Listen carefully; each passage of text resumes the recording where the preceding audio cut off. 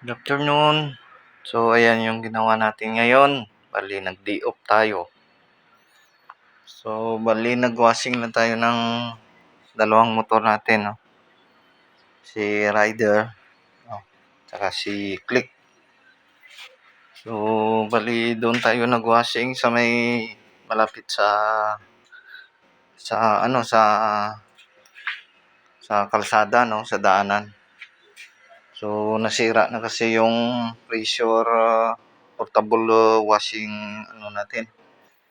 So, doon ako nagpapa-washing kasi para mabilis yung pag-washing natin ng motor, no? Meron ng sabon and meron ng tubig. Yung kagandahan, merong sabon.